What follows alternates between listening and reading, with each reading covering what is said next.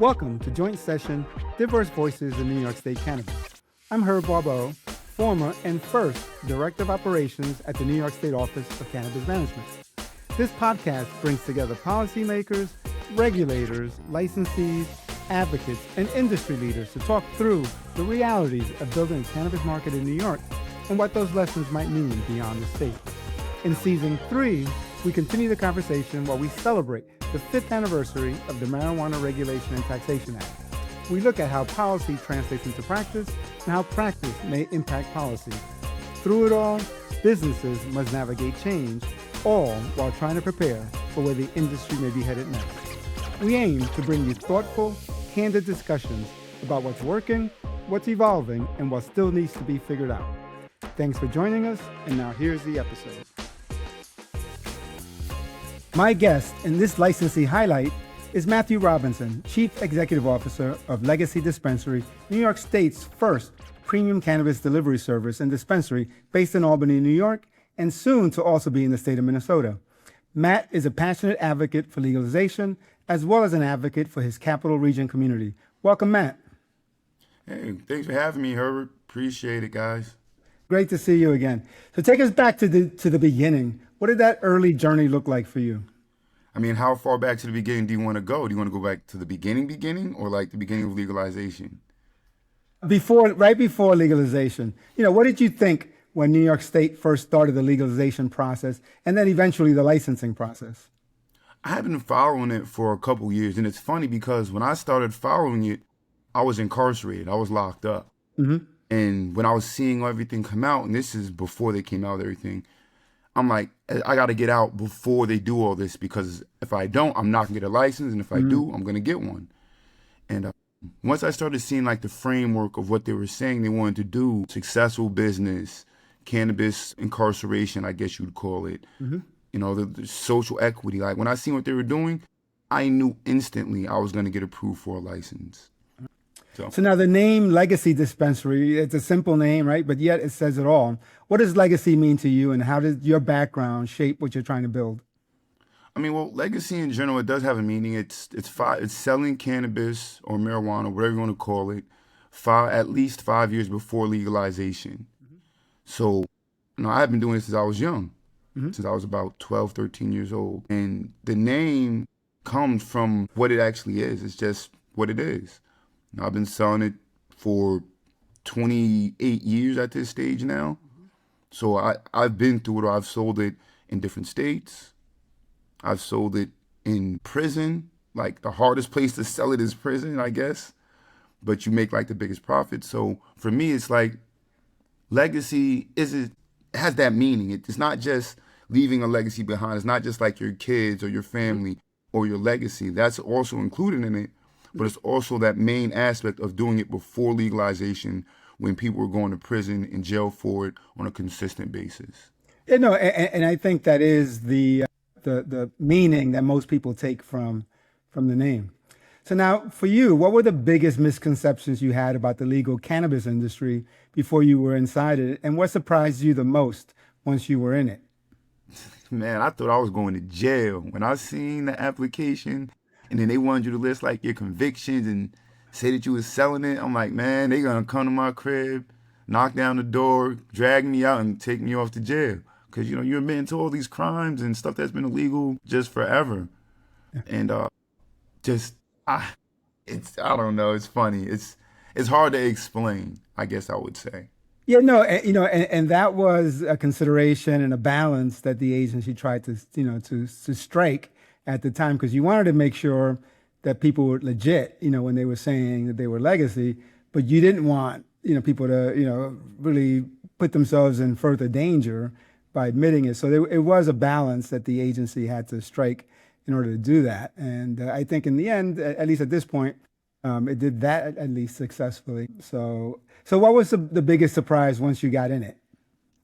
The biggest surprise once I got in it, how much work that I had to do. Like I own a construction company. I work hard. I'm a hard worker. And the amount of stuff that was necessary in order to cross that finish line, that by far was the hardest things once I got in. I guess prior to getting in, the hardest thing I would say is the application. doing the application itself was so tedious and time consuming. And I did my application perfect. I didn't have any deficiencies on my application. It just was perfect. It's It terrific. literally took me like 26 days to get it done. Like I had to use the Black's Law Dictionary because I didn't understand a lot of the legal terminology like TPI. I had no idea what that meant, how to even structure it. But once you got past the application, it's okay. How do I get across the finish line? I was lucky. I'm not gonna say I was lucky. I was blessed because I worked really hard for my release, which was in 2018, up until then. So I had started a business and, I had income. And at the time, like my son was just born. So I didn't have a lot of, I had responsibilities with that. But as far outside of that, I didn't have a lot of responsibilities. All my money was just being saved. I didn't have a lot of cars. I didn't have a bunch of stuff. I had my house and my family. And I was just literally saving all that construction money. We're talking about a lot. And having that money gave me an edge because when it came time to cross that finish line, I had enough financial support to cross that finish line. That's terrific. And why did you decide to do the application yourself as opposed to, what many other people did, go to outside counsel or get someone else to help them complete it?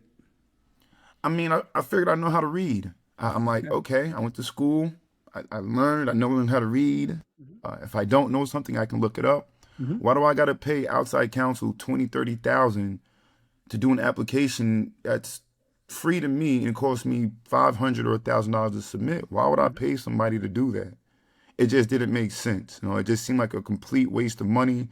And I just was like, I refuse to give someone 20,000, 30,000 to do a 30-day application. Even if it takes them 30 days, that would mean I'm paying them $1,000 a day, which is just insane to me.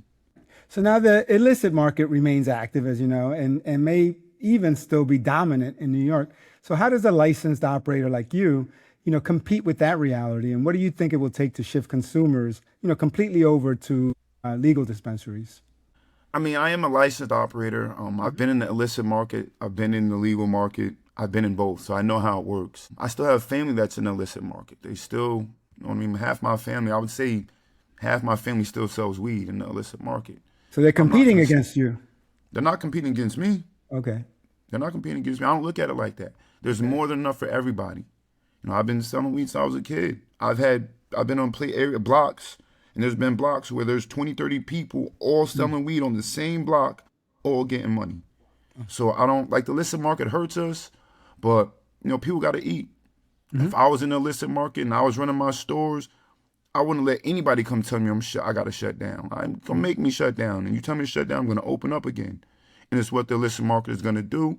That's what And they've if been you've really doing. been doing this, just stay away from it, avoid it, find a good place to put your spot. So now social equity was supposed to be the cornerstone of New York's cannabis program. From where you sit, is the state living up to that promise? I mean, from my position, limited. I'm gonna say they did a great job, especially in the early days, especially when there was Chris and Damien and those acts on those early days. Yeah, the illicit and Ben and those guys, the illicit, yeah, excuse me, the illicit, the early days of cannabis, social equity was a real thing. That's why I got a license. That's why a lot of card people got a license and a lot of C and stuff like that. But at this stage, it's not social equity like it once was. It's a different type of social equity. And the social equity now isn't protected. They don't protect the guys like they should. And it's because money makes the moves. If you have money, you're going to make laws change. You're going to make rules change.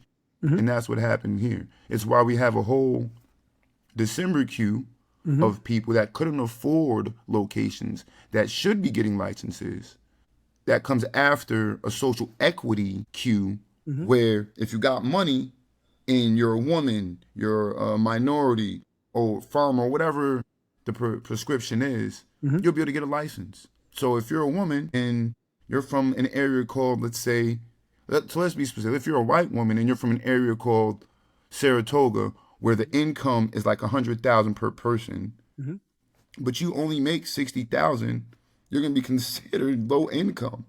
And you're going to be able to get a license before someone that lives in an area where their income is 26,000 and they only make 20,000 because they don't have any money to get a location. Right. They don't have the knowledge and wherewithal to do the application. They don't have any money to pay for an attorney, a CPA. They don't have any money. So they're not going to get a license as fast as someone with money. Social equity is supposed to protect those people without money, and it stopped doing that. Mm-hmm. Now, you stepped into a leadership role within the New York cannabis industry. When you're advocating for the industry at the state level, and that's, whether it's regulators, legislators, or with other operators, what's the message or issue you keep coming back to? Just keep fighting. I mean, the message is always going to keep fighting. Don't let anybody stop you. Keep moving forward. Whether you're going to be putting in bills, keep fighting. What's the message or issue you keep coming back to? What's the sort of dominant thing that you're worried about? Yeah, so that's the message I got. The issue is just there's so many issues right now. We are facing a wage board issue where I don't know who, I don't know what's going on. I'm not going to throw anybody's names out there because I don't want to embarrass myself. But a bill was created to create a wage board because the LPAs, the labor practice or labor peace agreements, right, are going to be invalidated or were invalidated. No, there's concern. There's actually a court case, and there's concern, I guess, that the labor peace agreement, that's a requirement, an OCM requirement, would be invalidated. If it's invalidated, then the wage board would sort of take its place. Right, and that's the thing. Like the wage board is unnecessary. I mean, there's only a few industries that have a wage board. I think it's like the nail industry and maybe like one other or two other. But no, a wage board for cannabis is insane. You have these dispensaries, and if you go on average, the average dispensary does great on average. If you take the median, which is the real number, dispensaries don't do that great. Not all dispensaries are doing great. The industry is heavily top heavy, where you have the top maybe 10, 20 dispensaries generating majority of the money. This is a fact because you have dispensaries like Happy Days, Strange Stars Second Store, different ones that are just generating $1-2 million a week. And these stores are doing great, and I'm proud of them. They should be generating that. But don't raise the wage board of a store of this little dispensary over here that's only generating $27,000 a week. They can't afford to pay these ridiculous wages. They're struggling to cover minimum wage. Right. Well, I should say that there's growing opposition to the wage board bill that was just passed a couple of weeks ago at the end of beginning of June, and there's still a question of whether the governor will sign it. And by the time this is released, I think we'll know more about the direction that bill is going to take. Yeah, I mean, like I said, we are actively against that bill. That bill is not a bill to help the cannabis retailers. That bill is a bill to help. I got to be careful with my words here. It is a bill to help those that want to pillage the cannabis industry and steal the money because they see people like me making money.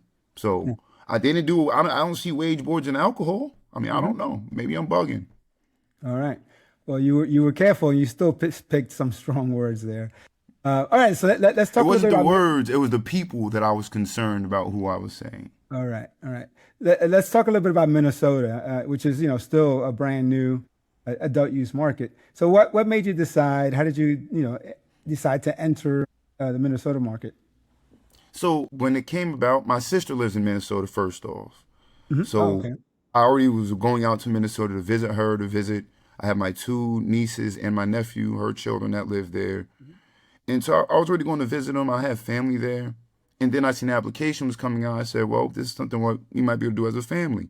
Because my sister, she works hard. She works 2 jobs, 40 to 50 hours at each job, and barely has time to see her kids. Wow.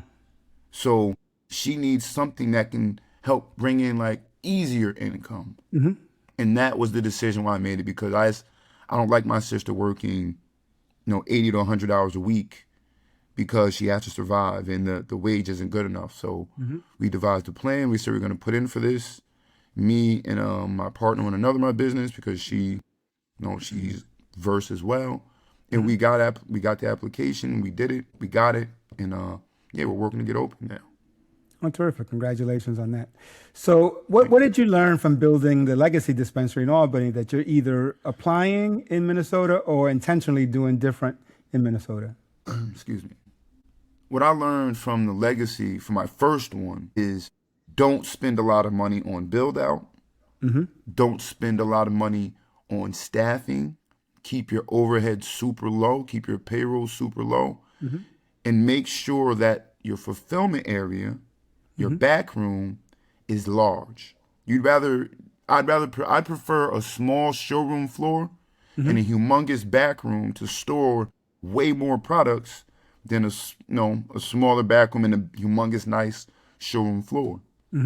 It also goes to tax write-offs. There's been talks and word that you can write off certain aspects of a fulfillment room that you may not be able to write off a showroom floor because it's customer front facing.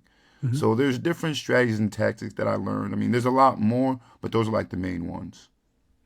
So are there any specific operational challenges, that come from trying to work in two different markets, two different regulatory systems? Well, in New York, we have a great system set up here. So our system that's in place currently makes all of our stores run smoothly. We currently have 2 open stores. We're opening a 3rd one in New York. We actually just got licensed about a week and a half ago. And our system here makes the New York stores run smoothly. Minnesota's a little bit different. Their rules are different. The amount of cannabis is different. Where you can source it, how you can source it is different. It's just, it's not fully established, so it's a little bit harder. We don't really intermingle the states because we keep everything separate. But it's a little bit, it's younger. It's younger in Minnesota. Yeah, and much younger. Now, for someone out there, right now considering getting into the New York cannabis market, with aspiring operator or social equity applicant, is there advice or guidance that you would be able to offer them today? Man, I got a bunch of advice and guidance. I'm gonna keep it short though. I'm gonna limit it. Some of the advice I would say is don't get discouraged. When you get those deficiency notices or the state reaches out and says, oh, you messed this up, don't get discouraged. Or when they deny something or say this isn't right, don't get discouraged. You have to keep progressing through, make your progressions, and be like water. Sun Tzu said in The Art of War, you must flow like water. And that's exactly what you have to do. You have to be easily adaptable to the situation. You can't let them just tell you no and just say, oh, okay, they said no, I'm gonna stop. Okay, you say no. Okay, well, I'm gonna go to this next meeting. I'm gonna make a bunch of noise and ruckus in a calm manner, reasonable manner, and I'm gonna let it be known that this is wrong. I'm gonna do my appeals. I'm gonna do everything necessary to move forward. That's some of the advice I can give them, as well as if you're looking for investors. To all the applicants and licensees out there looking for investors, and these guys are saying they got all this money and they're gonna do this and they're gonna do that. Don't just trust it. This is business. And in business, you have sharks and minnows. You're either going to be a shark or a minnow. Sharks eat minnows. This is how it works. So these investors, they're not your friends. They're exactly what they say. These are investors. These are businessmen. These are sharks. These are Wall Street guys, people that have a bunch of money that don't care about whether you go broke or not. They could care less. They just want to try to get in to make some more money to leverage the business. So because of your investors, don't just sign anything. Make sure your paperwork is correct. If you're going to pull on an investor, make sure they list the amount of money to a T they are going to spend. Don't let them just say, oh, we're going to spend an undisclosed amount of money. Because an undisclosed amount of money could be $1. Don't let them do that to you. Make them lock into a specific amount. Don't just give up equity. Try to give a profit share or do an MSA, master service agreement, where they run your business for 2 years, 3 years, 5 years, but then it stops. Try to find ways to maximize what you are. The license itself in paper form doesn't hold any real value when you're talking about evaluation of a license. The paper form of a license, it's going to hold value, but at the current moment, it doesn't. Never forget that it doesn't hold value. And the only way to make your license hold value is to get open and operating. So get open, operating, follow all the steps that the state gives you. Don't deviate from those steps. Don't do anything extra. Do not go above and beyond. Above and beyond in this situation causes more paperwork. Do the minimum that you need to do to pass. Just enough. because you don't want to overexert yourself. You don't want to overwork. You don't want to overdo it and raise more questions that can delay you. And overspend. Yeah, definitely don't overspend. Like I said, know the cost, especially of your build outs. Know what a 4x8 sheetrock costs. Know what a 8-foot 2x4 cost. Know what these prices are. Because you're gonna get these build outs and they're gonna have all these things, and they're gonna say, yeah, this sheetrock costs $30 a piece, and then you go look at it, it costs $10. So, be willing to work. Make sure your security system and your whole security setup is top notch. One thing I don't short that I will spend whatever amount of money necessary is security. I'd rather protect my product, protect my money, than to try to get an insurance claim for it. Now, Matt, the last time we spoke, one of the things that we talked about was, your interest in helping and building out, the Albany downtown community, working with young people. Can you talk a little bit about that? Oh man, that's my pride right there. So we started an organization called the McElroy Robinson Senior Foundation. I named it after my dad, who was the best man that I've ever known and met to me. And we focus on affordable living, early education, financial literacy, and workforce development and training. And our nonprofit, though it's new, we got approved, I think, in March. So we're brand new. We just started doing things with the community. We've been doing stuff for the community for years, but now it's legit. Our focus is on trying to fix up Albany area, whether it's downtown, uptown, crosstown. Right now, we would like to fix up our city because the city the part of the city where I'm from, it doesn't get the same love that, let's say, the upper echelon, you would want to call them. It doesn't get the same love. They don't come fix our roads. We have abandoned buildings, Red X buildings all over the place. Finally they're starting to build and get it sort of cleaned up now. But that's what I want to do. We want to get young people when they're 6, 7, 8 years old, and we want to train them on trades. We don't want them to just know school and go to college and get into thousands of dollars of debt. We'd prefer them to go get a trade because most people aren't going to be going to college and using their college degree. Tradesmen are a dying skill. I know how to roof, do flooring, windows, rough framing. I know I do a lot of different construction or contractual work things. And I want other people, especially black and brown young men, to know these things. That way they don't got to be in the streets robbing people, selling dope, selling crack, whatever it may be. They don't got to do that. They can pick up a hammer, go swing the hammer, and make some money. That's the goal for me. And then I want the older generation, the mothers and fathers of these children, to learn how to be financially literate. They need to know how to not just manage their money, but grow their money. They need to know how to make money for their children, so when their kids are 18, their kids at least have a little bit of something. Or if they pass away, they don't leave their kids debt. A lot of people where I'm from, when they pass away, they leave kids debt. And that is harmful to the kids, harmful to the growth of the community. You can't expect the community to grow when the people in the community don't know how to build it. If the people that are from there can't, put this building up or fix these walls or do electrical or whatever it is, then they have to call someone else from another community that's going to get paid that money. And then that money you just paid them is going to leave your community. It'll never come back.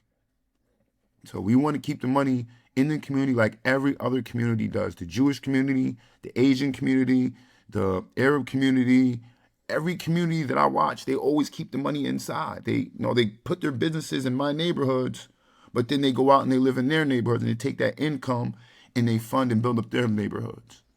All right, Matt. Well, thank you very much. Where can people find out more about the work you're doing with the Legacy Dispensary, the work you're doing in Minnesota?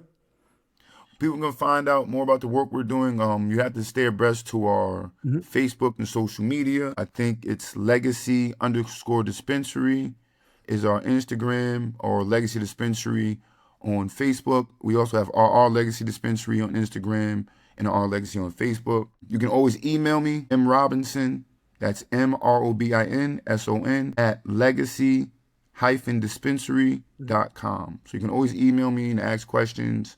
If you want to reach out to our nonprofit, it's the McElroy Robinson Senior Foundation at gmail.com. We have 3 people on our board currently, and you can just hit us up and ask us any questions. All right. Well, thank you for your time today. Matt Robinson, founder of Legacy Dispensary in Albany, New York, and soon to be in the state of Minnesota. Thank you. That's it for this episode of Joint Session, Diverse Voices in New York State Cannabis. If you enjoyed this episode, please leave a rating and review on your favorite podcast platform. It helps more listeners find the show. In addition, please share this episode with colleagues, advocates, and anyone interested in the state of cannabis in New York.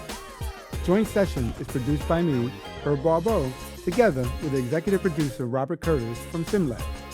You can follow Joint Session on Instagram at jointsession.pod, on Blue Sky at jointsessionpod.bsky.social, and on LinkedIn at Joint Session Podcast. If you have any comments, questions, or suggestions on topics, reach out to me at herb.jointsession@gmail.com.